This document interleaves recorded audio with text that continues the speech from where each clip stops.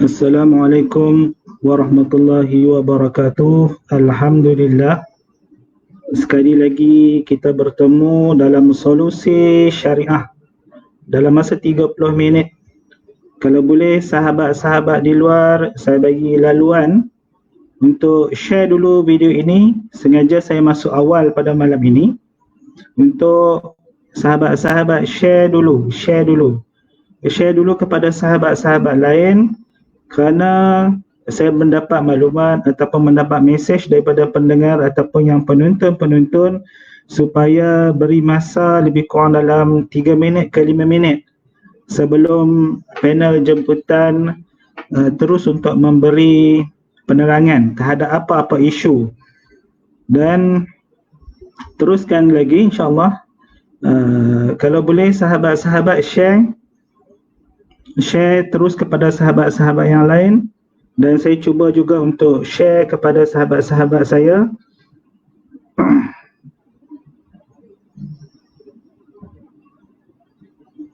Okey, kalau boleh yang menonton, insyaAllah pada malam ini kita akan berbicara tentang nafkah anak, tanggungjawab siapa. Kalau ada soalan, mungkin bersedia dengan soalan, boleh type di komen. InsyaAllah kita cuba untuk menjawab, share lagi supaya ilmu ini dapat dikongsi bersama, dapat menjadi satu manfaat kepada kita semua insyaAllah. Cuba share lagi kalau boleh. Saya cuba untuk share kepada grup-grup lain. Kalau boleh dapat insyaAllah. Ubay dah masuk. Mungkin Ubay pun boleh share insyaAllah. Saya cuba juga dulu dalam masa 2-3 minit ruang untuk share dahulu.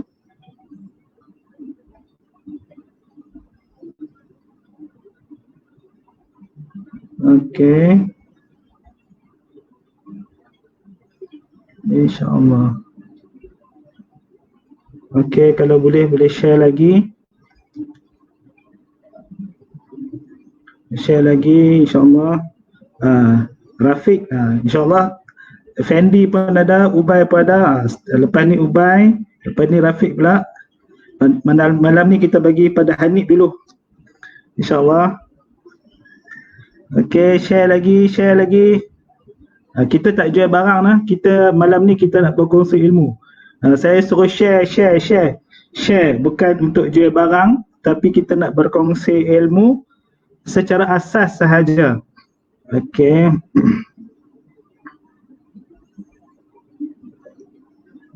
Okey, boleh share lagi. InsyaAllah insyaAllah tepat pukul 10 saya akan terus untuk memulakan dengan panel. Panel sedang tak masuk lagi insyaAllah.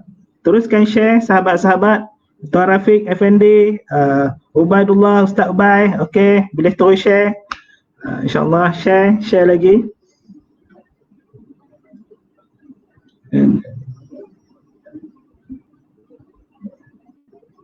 Okey, saya bagi ruang dan peluang untuk sama-sama share. Awin, okey, Puan Awin, boleh share insyaAllah. Nak tanya soalan, jangan tanya soalan teruk-teruk sangat insyaAllah. Kalau ada apa-apa soalan, mungkin kita boleh berkongsi bersama, kita berbincang bersama insyaAllah. Okey, daripada hospital, Rafiq Effendi, line clear. Alhamdulillah. Okey.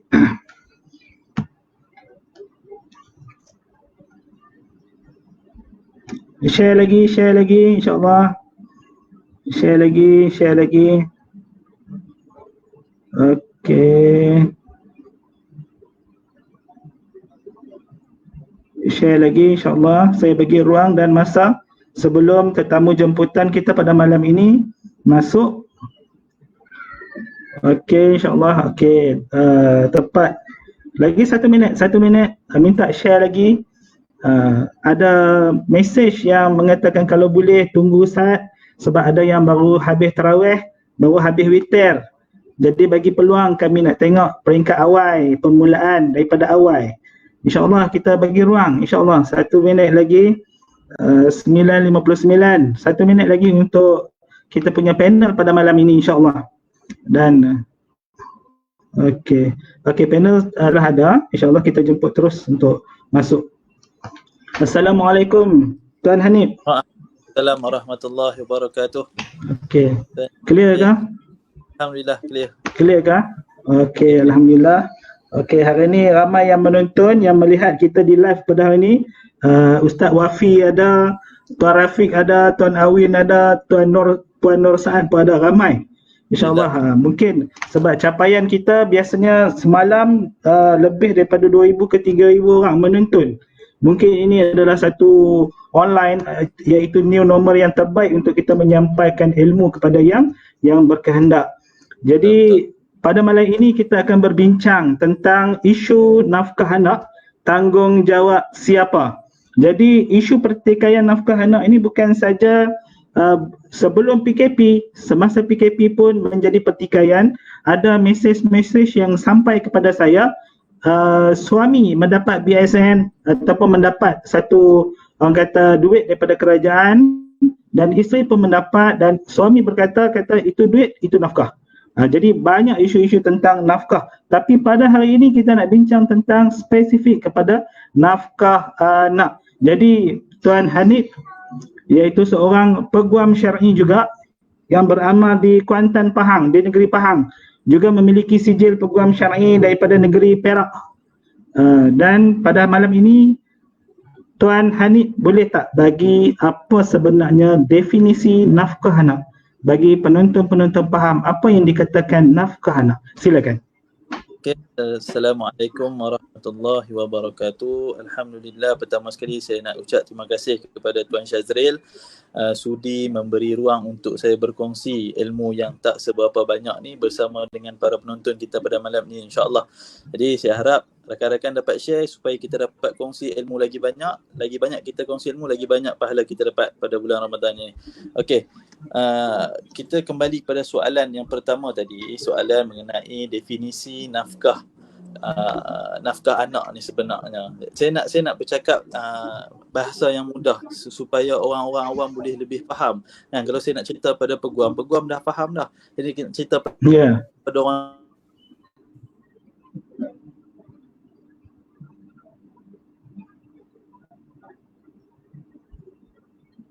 hilang di talian, hilang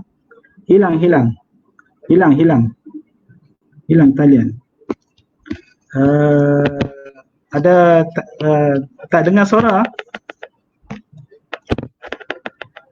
Mungkin boleh perbetulkan dia punya mic.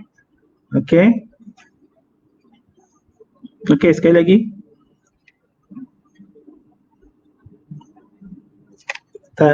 Dia ada gangguan suara, mungkin gangguan suara yang saya. Okey, sekali lagi sebentar kita cuba tunggu semula untuk masuk.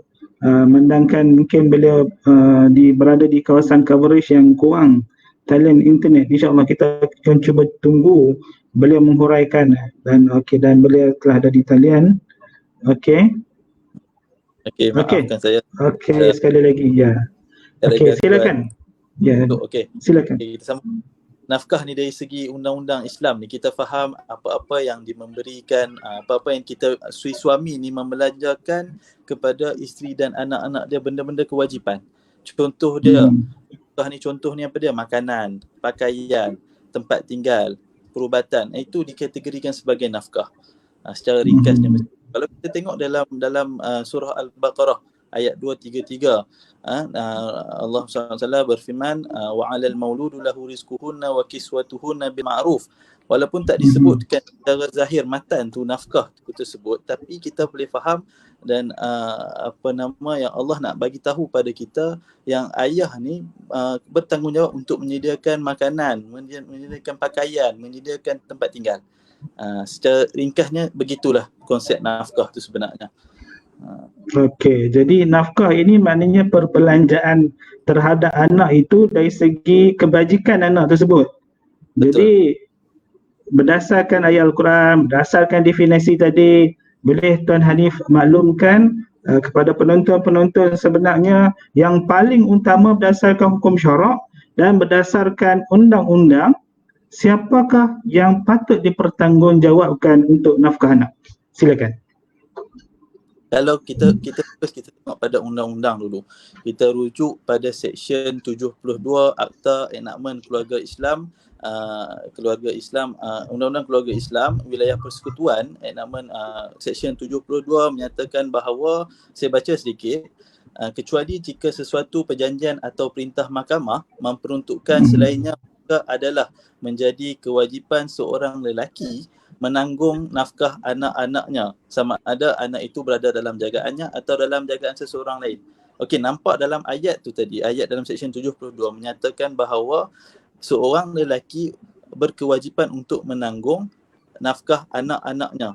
Okey, jadi jelas kat situ bahawa menunjukkan orang yang paling layak, yang pertama aula untuk menanggung nafkah anak ni adalah ayah dia sendiri, si ayah. Okey, kalau kita tengok pada dalil kita tengok para fuqaha bersepakat, maksudnya empat jumhur kita bersepakat bahawa yang paling orang kata aula ataupun paling bertanggungjawab untuk menanggung nafkah anak ni adalah ayah. Kan, seperti mana saya sebut sebelum di ayat dalam surah Al-Baqarah ayat 233, saya baca maksud dia, para ibu hendaklah menyusukan anak-anaknya selama 2 tahun penuh, iaitu bagi yang menyempurnakan penyusuan dan kewajipan ayah makan dan pakaian dan tempat tinggal. Membahaskan tentang kenapa disebut ibu untuk menyusukan anak. Sebabnya daripada ibu ni, ayah bagi rezeki pada ibu dan ibu akan bagi pada anak. Itu menunjukkan bahawa last sekali paling aula adalah ayah. Kan? Kalau kita tengok pada dalil lain, kita tengok pada dalil hadis Nabi SAW dalam kisah Hindun dengan Abu Sufyan. Kan? Hindun datang kepada Nabi Muhammad SAW. Aisyah meriwayatkan bahawa dia cerita dekat Nabi, termafhum lah dia cerita pada Nabi yang Abu Sufyan ni kedekut. Jadi macam mana dapat duit ni nak tara anak, nak beli makan apa semua. Nabi suruh, dia kata apa? Nabi kata, "Khuzi ma yakfiki wa waladaki bil ma'ruf." Ambillah apa bagi kamu dan apa yang cukup bagi anak kamu dengan cara yang betul. Maksudnya dia ambil senyap-senyap lah. Kan? Nabi tak suruh dalam hadis ni, Nabi tak suruh Hindun hampirlah kerja cari duit. Yang kacau Abu Sufyan. Abu Sufyan dah kedekut, hanya kacau dia. Tapi Nabi kata ambillah duit Abu Sufyan tu, jadikanlah sebagai nafkah anak. Sini jelas menunjukkan bahawa tanggungjawab nafkah anak adalah letak kepada bapa. Ya. Okey. Saya sebenarnya bila mengendalikan kes ni banyak mendapat klien ataupun aduan daripada klien-klien saya sendiri. Bapa ini enggan untuk memberi anak. Yang pertama mungkin atas dasar perceraian masih berbekas ataupun dendam dan sebagainya. Ada juga ibu bapa ataupun bapa ini tak mau bayar nafkah anak, memufliskan diri ada. Jadi mengatakan bahawa beliau tak boleh bayar nafkah anak sebab beliau muflis. Ini yang menjadi persoalan. Adakah beliau ini, seorang yang muflis ini, kalaulah kita tidak boleh tuntut kepada beliau, jadi kepada siapa lagi yang boleh kita tuntut nafkah anak kepada pasangan-pasangan yang bercerai ini? Boleh jelaskan? Okey. Saya setuju dengan pendapat Tuan Syazril tadi yang katakan bila berlaku penceraian ni dia akan ada rasa dendam. Betul? Setuju kan? Jadi yang jadi mangsa ni anak-anak jadi mangsa. Kan? Kita tengok dulu kita tak nampak, bila saya masuk dalam bidang ni saya tengok yang paling teruk yang mengalami kesan dia, menerima kesan penceraian ni adalah anak-anak. Jadi bila isu seorang ayah dia kata tak ada duit, tak mampu sampai sanggup menjadikan diri muflis untuk tak mau bayar nafkah anak ni, si ibu ni boleh juga menuntut pada ahli waris si bapa.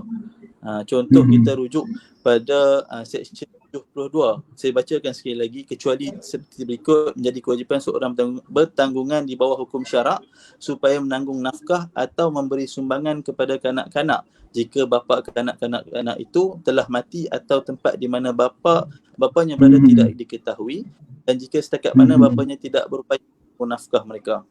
Jadi siapa lagi kita tuntut nafkah anak selain pada bapa? Yang pertamanya atas dia lah datuk, ayah kepada bapa. Kan, itu dia ikut pada urutan orang kata wali lah lebih kurang kan. Okey, lepas pada bapa datuk tu pun dah tak larat, dah tak kerja, pencen pun tak ada. Jadi jatuh pada adik-beradik si bapa ni, mungkin kita yang kaya apa semua, tapi tugas kita sebagai ibu, kita tak mampu ataupun orang yang mengetahui, kita boleh sarankan pada anak ni tuntut pada mahkamah pada orang-orang berikut ni. Kalau kata ayah hilang, ayah meninggal, boleh. Okey, jadi maksudnya kita tidak ada alasan kenapa kita tidak boleh membatalkan nafkah anak tersebut. So hatta bapa itu adalah muflis. Betul lah? Jadi berdasarkan tuntutan nafkah ini, kita dah faham nafkah tadi, kita dah faham dari segi section 72 dan 73 keutamaan bapa ini yang bertanggungjawab tentang nafkah. Tapi boleh tak Tuan Hanif jelaskan nafkah itu, kategori perkara-perkara nafkah yang perlu dituntut itu, kebiasaannya di mahkamah apa dia? Boleh jelaskan kepada penonton pada malam ni? Okey, insya-Allah. Jadi saya harap ambil perhatian, sebab apa, dalam mahkamah kadang-kadang ni yang tak pakai peguam, dia akan merapu depan hakim. Kan? Betul tak? Dia kata tak benda-benda yang tak logik. Kan?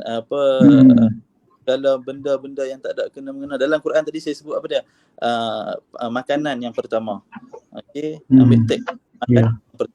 Yang kedua adalah tempakaian. Okey, suatu huna. Okey, yang ketiga tempat tinggal. Dalam Quran sebut 3 benda tu. Tapi kita juga boleh tuntut tambah lagi pendidikan dia. Ini perkara yang penting. Dalam tuntutan kita masukkan pendidikan anak tersebut. Yuran sekolah, tuition, kita nak masukkan dia punya kadang-kadang saya masukkan juga yuran bas hantar pergi sekolah pun saya masukkan juga untuk memudahkan. Yang lainnya kemudian kita masukkan kesihatan. Kan, anak tu sakit ke, demam ke, apa ke, accident ke, at least dia ada duit backup untuk dia tuntut gunakan nanti. Siapa nak tanggung dia, okey, ayah dia kena tanggung dia dalam benda-benda tu. Kadang-kadang ayah ni dia rasa benda ni tak perlu. Kesihatan buat apa nak bagi duit, dia bukan sakit tiap hari. Tapi kita tak tahu bila anak tu nak sakit. Jadi si ibu ni ataupun orang yang menuntut nafkah anak ni perlu tahu benda apa yang dia perlu tuntut dan apa yang mahkamah terima untuk dia menuntut. Jadi apa yang nafkah yang dituntut tu, boleh klasifikasi sikit tak? Nafkah tu berkaitan dengan nafkah tu pertama sekali makanan. Okey.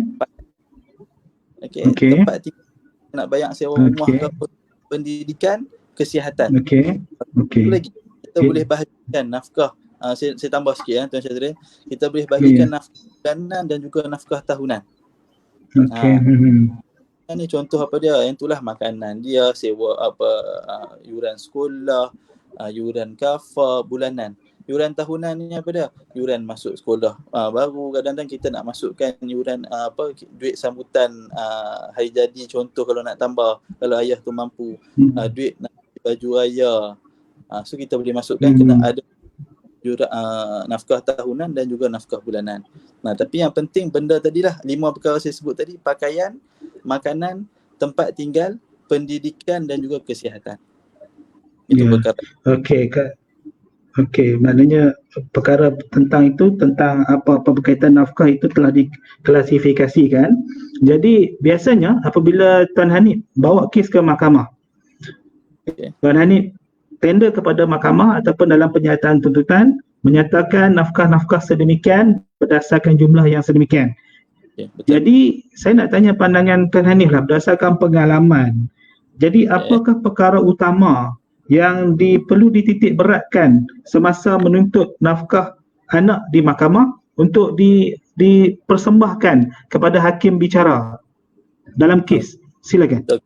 Okey, faham. Okey, perkara penting yang perlu kita persembah pada hakim ni apa dia? Yang pertama yang saya sebut tadi, keperluan anak. Itu perkara. Iaitu keperluan anak ni kebajikan anak lah. Cara mudah kita nak faham ni kebajikan. Makan minum apa semua tu kebajikan anak.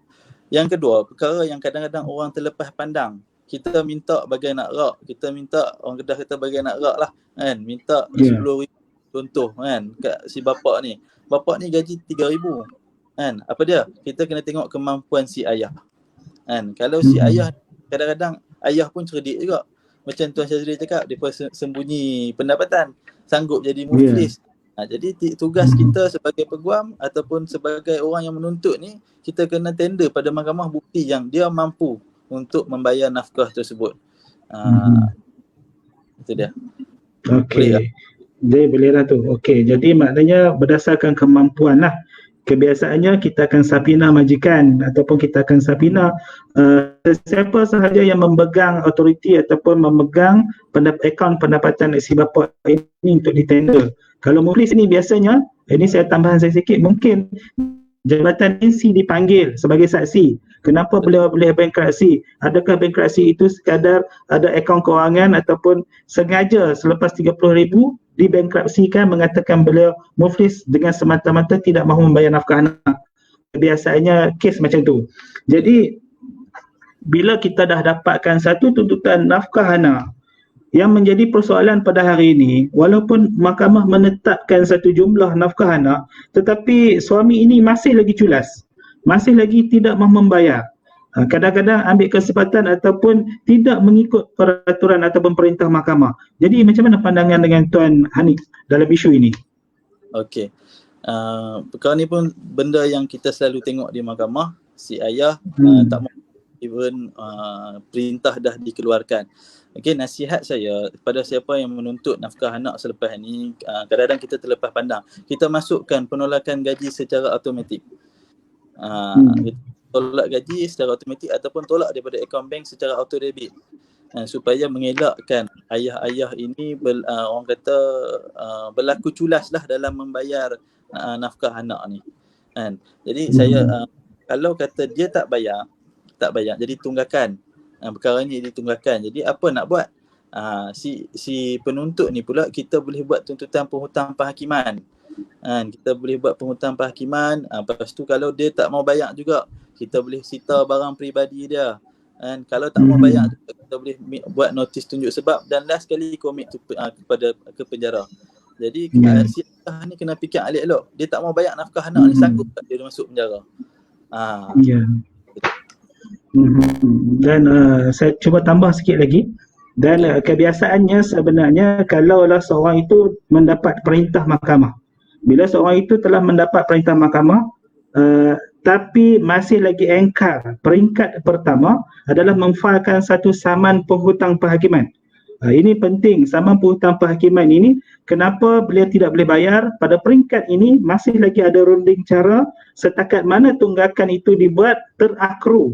Maknanya proceeding saman penghutang penghakiman walaupun dia berjalan, dia adalah terakru.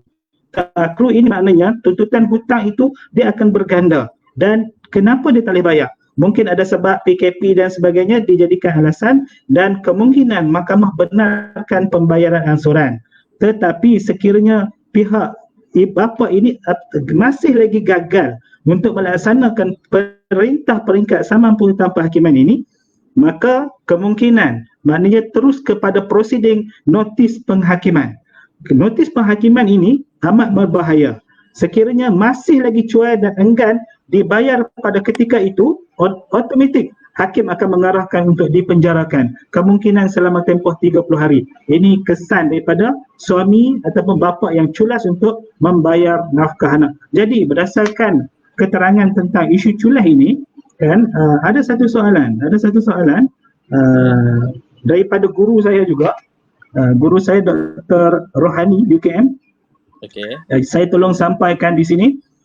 Bagaimana mahu memastikan bapa mengambil tanggungjawab menanggung hadanah anak-anak yang berumur 18 tahun ke atas, terutama bila anak-anak masih belajar, sebab bapa yang bercerai cuci tangan dengan alasan anak sudah dewasa.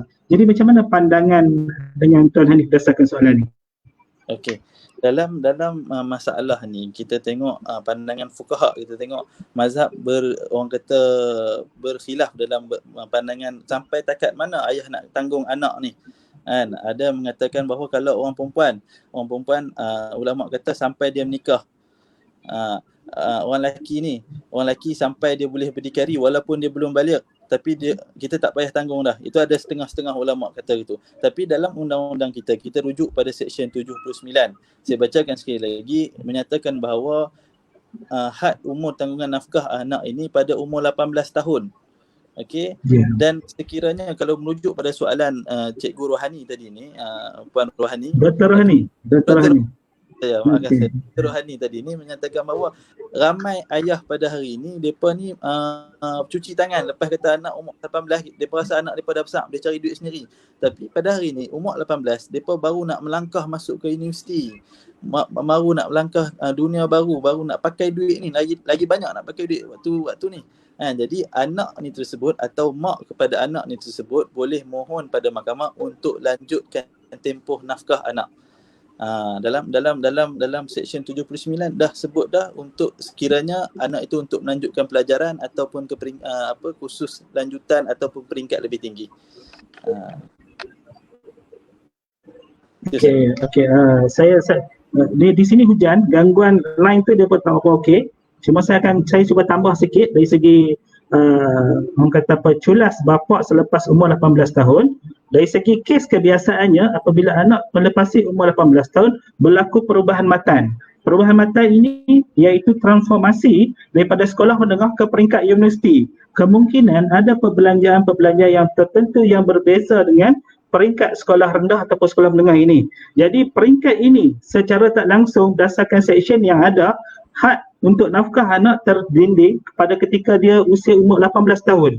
Apabila dia 18 tahun, automatik dia terbatal sebenarnya, kecuali difailkan satu permohonan melanjutkan ataupun anak tersebut hendaklah memfailkan tuntutan saman, iaitu saman nafkah ini kepada bapa beliau, iaitu bapa sebagai tanggungjawab. Dan permohonan itu sama ada untuk nak jaga secure, iaitu melalui potongan gaji. Kalaulah potongan gaji seperti macam yang dikatakan oleh Tuan Hanif tadi, maka dia ada security dari situ, ataupun potongan daripada akaun debit. Sekiranya perkara ini diselesaikan dengan secara sulh, mungkin bapa ini tidak mahu untuk buat potongan gaji, tapi dia bersetuju dengan jumlah yang telah diberi.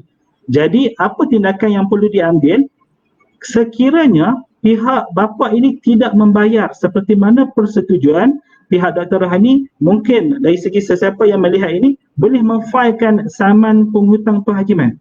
Yang saya jelaskan tadi, saman penghutang perhakiman ini sekat mana tunggakan yang didapati ataupun tertunggak boleh dituntut dengan kadar pembayaran angsuran dan perintah yang kekal itu masih lagi berjalan. Dan sekiranya engkar juga terus kepada notis perhakiman untuk komite kelokar. Itu dari segi tanggungjawab bapa ini perlu diharum.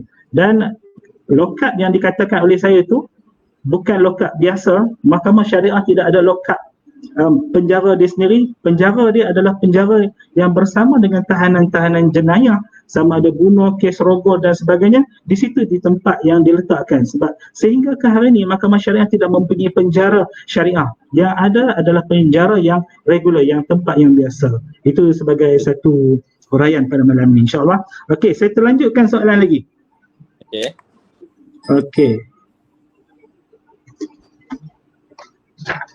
Okey, tadi kita dah hurai dah kalau perintah dah keluar tapi si ayah tetap culas untuk bayar nafkah, apakah tindakan yang perlu? Tadi kita dah hurai, saya dah hurai. Saya terus kepada soalan yang nombor 8. Adakah insurans kesihatan ataupun kad kesihatan juga termasuk sebagai nafkah anak? Okey, terima kasih.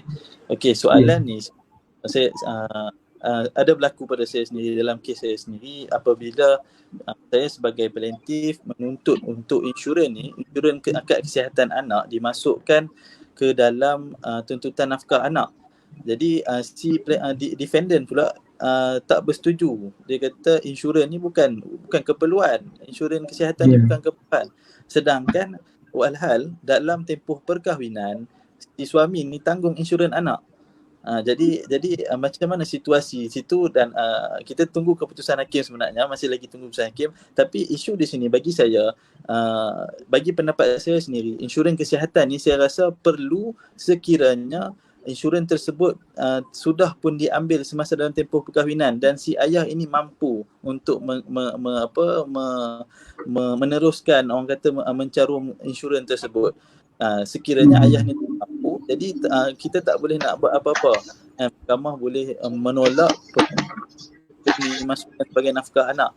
Jadi jawapan saya tadi orang kata boleh dimasukkan sebagai nafkah anak, tapi saya tak kata itu satu yang wajib sebenarnya, tapi boleh dimasukkan sekiranya ayah itu mampu. Sebagai satu alternatif. Betul, kita tengok pada hari ini masalah kesihatan banyak. Jadi kalau kita secure benda tu sebagai secure, kalau kita mampu, why not kita bayar sedikit untuk kita tanggung secure anak-anak kita. Itu saja. Okey, jadi soalan saya seterusnya, nafkah anak kita kata dari segi baligh, maknanya baligh dan masih di bawah umur, kebiasaannya ibu yang menuntut untuk saraan nafkah anak. Dan saya nak tanya, sampai umur berapakah perintah nafkah anak ni berjalan? Sampai had umur berapakah? Ya. Saya tadi dah jawab, tapi saya ulang sekali lagi. Kita rujuk pada section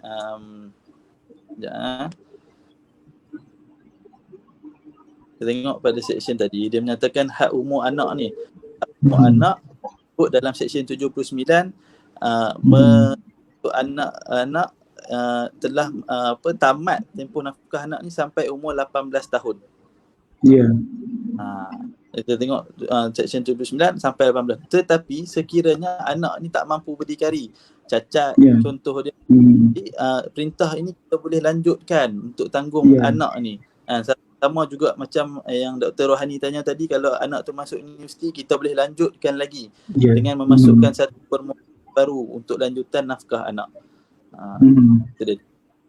Dia akan jadi satu perbahasan di sini, sebab kalau kita baca betul-betul enactment tersebut, maknanya section 18 tersebut mandatory 18 tamat. Betul. Mandatory 18 tamat dari segi section, dan adalah lebih baik dari segi kes-kes yang pengalaman yang saya bawa, kebiasaannya selepas 18 tahun anak tersebut perlu memfailkan sendiri. Dari segi kes lah kebiasaannya. Dan kalaulah yang dikatakan tadi mungkin safih, mungkin cacat dan sebagainya, dan kalaulah anak tu yang dikatakan tadi perlu difailkan juga untuk tuntutan, dia adalah satu lagi permohonan yang dinamakan satu ad litem. Ad litem maknanya dilantik sebagai penjaga ini untuk mendapatkan tuntutan nafkah anak. Ini secara jelas, dan pada malam ini pandangan kami ini adalah secara umum, dan sekiranya perlu pandangan yang lebih jelas tentang undang-undang, mungkin boleh berjumpa di luar ataupun berjumpa dengan peguam syar'i yang berada berhampiran dengan tuan-tuan dan puan-puan penonton-penonton pada malam ini, insyaAllah. Jadi saya teruskan, ada satu soalan yang tanya di sini. Okey, so kita buka soalan. Okey, jika seorang lelaki mempunyai anak tiri, adakah dia perlu menafkahi anak tirinya itu semasa dalam tempoh perkahwinan? Dan sekiranya bercerai kemudian hari, anak tirinya perlu dia nafkahi. Okey. Kalau ikut dari segi Pak Tahani nak jawab kah? Boleh? Tak apa, Tuan Syazri boleh jawab kot soalan ni. Okey. Kalau ikut apa yang kita terangkan tadi, walaupun anak ini, ibu kepada anak ini telah berkahwin lain, sebenarnya nafkah diri dia tetap kepada bapa. Dan kalaulah bapa itu tidak berkemampuan, dia akan pergi kepada wali dan ahli waris keluarganya. Sebagai bapa tiri ini, sekiranya anak itu di bawah kebajikan dia, maknanya adalah sebagai sagu hati, beliau memberi, dia bukan anak angkat. Anak angkat ni sebab dia ada satu otoriti ataupun pengangkatan itu ada, menjadi tanggungjawab dia untuk menafkahi. Tetapi anak tiri ini sebenarnya masih lagi mempunyai bapa, masih mempunyai wali. Cuma dari segi inisiatif ataupun kebajikan beliau sahaja, seperti mana mengambil ibu beliau, mungkin boleh menjaga dia sekali. Itu tanggungjawab beliau. Cuma dari segi hakiki tanggungjawab tetap kekal kepada bapa kepada anak tiri tersebut. Okey, kita teruskan soalan lagi. Kita tengok-tengok soalan pada malam ni, insya-Allah. Okey, kalau si ayah tak ada pendapatan dan tidak bekerja, tapi si ayah seorang yang mampu bekerja, apakah itu menghalang si ibu menuntut nafkah anak sebab ayah tidak ada pendapatan atau bekerja? Okey, boleh jelaskan? Boleh cerita sikit? Okey, kalau kata macam kita sebut tadi, kalau ayah tak ada pendapatan tapi dia ni boleh bekerja. Saya ada kes macam tu juga. Dia anak 5 orang. Dia dah bercerai dengan isteri dia. Jadi isteri ni tak jaga anak 5 orang. Bila kita minta tuntut nafkah anak daripada suami ni, suami dia kata dia mampu bekerja 2 hari saja seminggu. Lagi 5 hari dia duduk saja. Sedangkan dia mampu dalam ada satu kes yang menyebut bahawa mahkamah boleh memerintahkan ayah ini untuk bekerja untuk cari nafkah pada anak. Okey, itu satu kes. Mahkamah boleh memerintahkan ayah untuk bekerja. Satu lagi cara adalah kalau dah tengok ayah ni tak mampu bekerja, tak ada duit, kita rujuk balik pada seksyen yang saya sebut tadi, kita boleh minta kepada waris dia pula, datuk ataupun ahli keluarga ayah dia yang berkemampuan untuk menanggung anak-anak tersebut. Saya harap soalan. Okey, saya tambah sikit lagi. Selagi mana bapa itu mempunyai 2 kaki, 2 tangan dan sihat, tidak berpenyakit, dia tetap menjadi tanggungjawab beliau untuk menafkahi anak tanpa gagal. Itu seperti mana walaupun perintah keluarkan, dia tetap tidak bayar. So menjadi contempt of court ataupun satu penghinaan kepada mahkamah. Ini dari segi konsep undang-undang. Okey, kita teruskan lagi. Masa kita dah lebih daripada 30 minit sebenarnya. InsyaAllah. Kita cuba sikit lagi. Okey, Assalamualaikum Tuan. Saya nak tanya, jika si bapa dah keluar penjara, dia tetap tidak membayar nafkah, apa tindakan bekas isteri untuk dapatkan nafkah anak tersebut? Okey. Nak saya ulas ke macam mana? Ataupun Tuan Anik boleh hurai sikit? Kalau saya apa yang saya faham, bila bapa ni saya faham soalan ni, bapa ni dimasukkan penjara sebab tak bayar nafkah. Betul ya Tuan Syazril? Dia faham gitu. Dia kalau ikut dia tanya, jika si bapa dah keluar penjara dan tetap tidak membayar nafkah, ada 2 kemungkinan. Mungkin dia dah dikenakan contempt of court, dipenjarakan, ataupun dia ni baru keluar daripada penjara. Tapi kalau dia soalan di sini, saya nak tanya, jika si bapa dah keluar penjara, mungkin asasnya dia baru keluar daripada penjara, dia tetap tidak membayar nafkah. Wallahualam, dari segi teknik pemahaman macam mana? Saya baca 2 pemahaman di sini. Betul. Okey, katalah dia faham dari segi dia ni dah masuk penjara kes lain. Okey, kes lain tiba-tiba dia keluar penjara, sama macam Tuan Syazril cakap tadi, mahkamah boleh mengarahkan supaya ayah ni mencari nafkah untuk anak dan perintah boleh dikeluarkan. Selagi mana ada 2 kaki, ada 2 tangan, ada kederat, mahkamah akan memerintahkan supaya ayah ini untuk membayar nafkah. Dan kalau kata dia tak bayar lepas pada perintah dah dikeluarkan, jadi macam kita sebut tadi, kita akan buat penghutang penghakiman untuk dia bayar balik sebab dia tak bayar. Kalau dia tak bayar lagi, kita akan buat notis tunjuk sebab, notis penghakiman. Notis penghakiman. Lepas tu kalau tak mampu untuk jelaskan, dia masuk penjara balik. Dia prosedur yang sama. Dia prosedur yang sama tanpa had penjara. Maknanya dia tidak menentukan. Kalau hakim kata 30 hari, sampai habis 30 hari duduk dalam penjara, keluar sekali lagi dia tak bayar juga, masuk satu lagi notis penghakiman, masuk kembali kepada penjara. Maknanya dia tanpa had.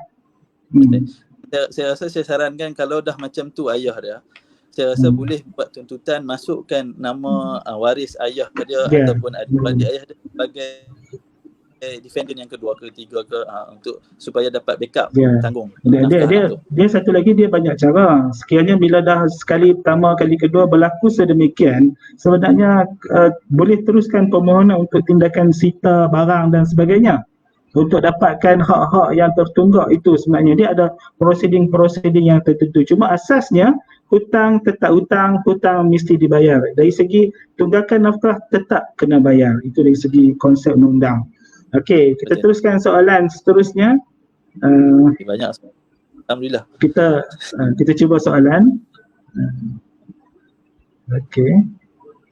Soalan ni, Tuan, jika harta bekas suami disita bagi tujuan mendapatkan tunggakan nafkah, siapakah yang membayar upah penjaga harta yang disita tersebut?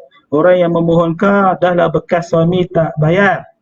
Okey, dari segi kes ini, kalaulah apa-apa kos, kita boleh claim kos. Maknanya claim kos bagi tujuan tindakan kepada pihak yang dituntut. Jadi kalaulah kita kata mendapatkan tunggakan itu sebanyak 10,000, jadi kos government sebanyak 5,000, yang terpaksa dibayar oleh pihak penuntut ini. Dia boleh claim kos kepada mahkamah, mengatakan bahawa tuntutan ini disebabkan kecuaian pihak defendant ini, pihak responden ini perlu kepada kos, dan kos itu mesti dispesifikkan apa yang telah dikeluarkan.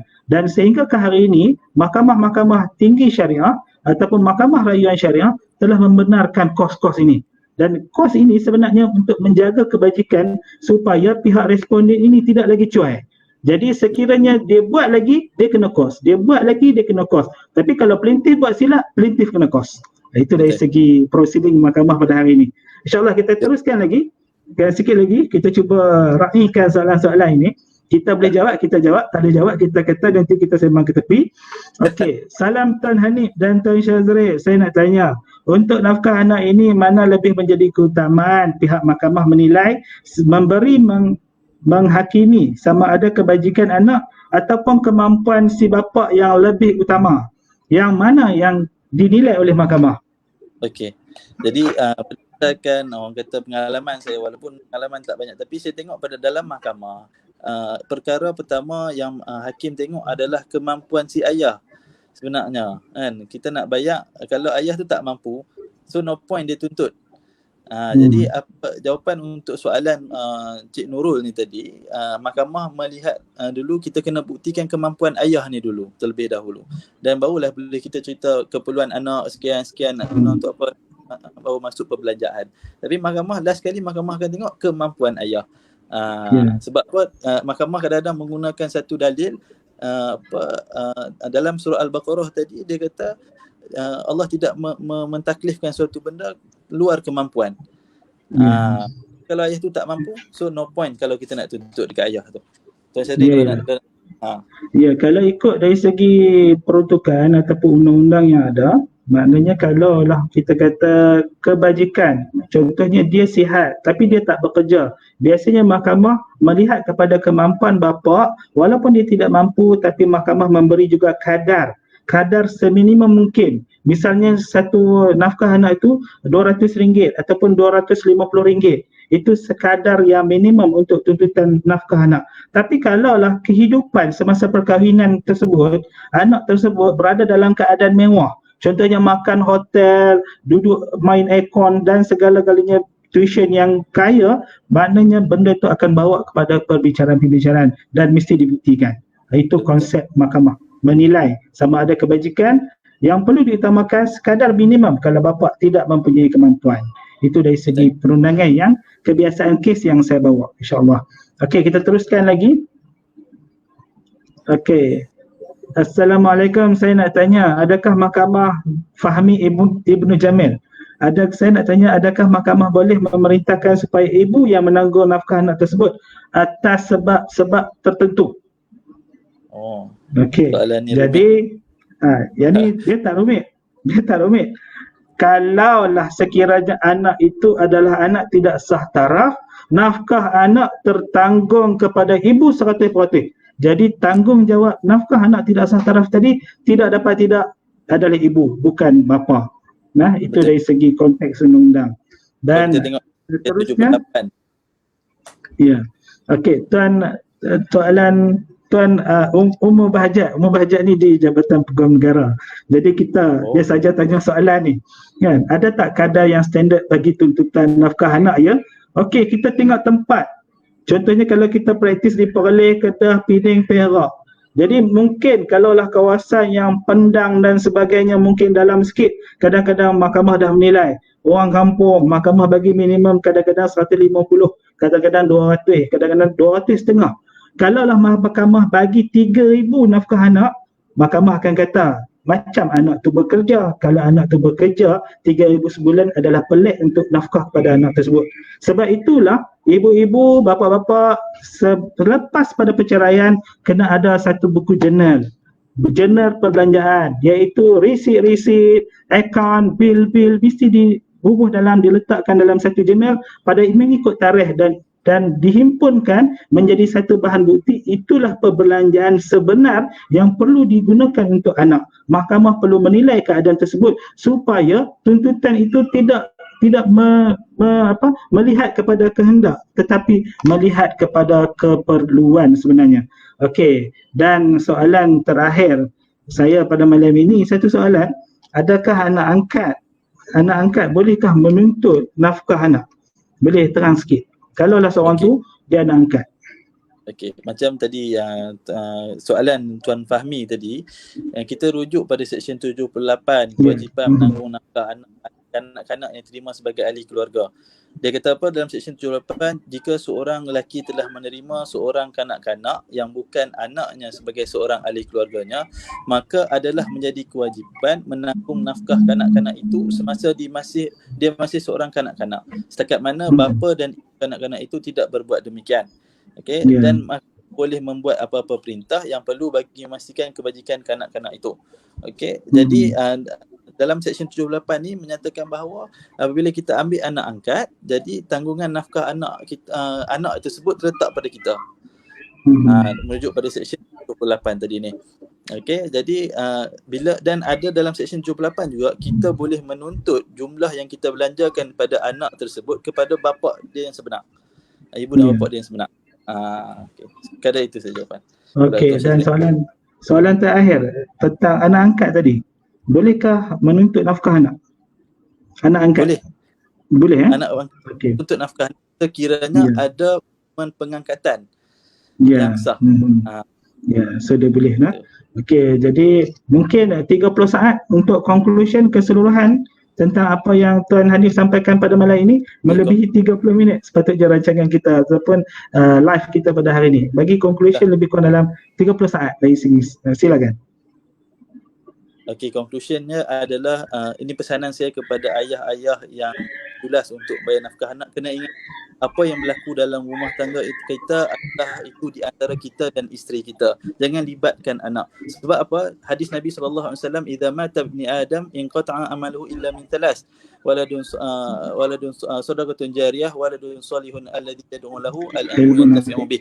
Nabi waladun salihun. Kalau kata kita tak mampu nak bagi nafkah, jaga kebajikan anak kita, macam mana anak kita nak doa pada kita bila kita mati nanti? Cuba bayangkan. Jadi saya nasihatkan kepada para ibu dan ayah, jaga kebajikan nafkah anak anda dengan sebaik mungkin, insya-Allah. Dan terima kasih Tuan Hanif. Cuma pesanan saya kepada penonton-penonton di luar, ibu-ibu di luar, supaya yang pertama, itu hak anda. Itu hak anda untuk menuntut nafkah terhadap bapa kepada anak-anak.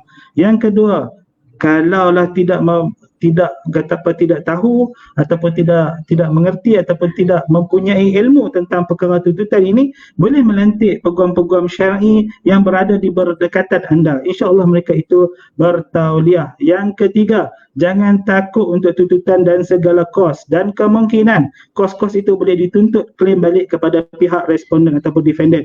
Yang keempat, sekiranya tidak berkemampuan, Jabatan Bantuan Guaman ada, khidmat RI di negeri-negeri juga ada, boleh dapatkan khidmat nasihat dan bantuan secara percuma bagi yang tidak berkelayakan. InsyaAllah kita jumpa lagi esok pada malam esok jam 10 malam, insyaAllah. Assalamualaikum warahmatullahi wabarakatuh. InsyaAllah. Assalamualaikum.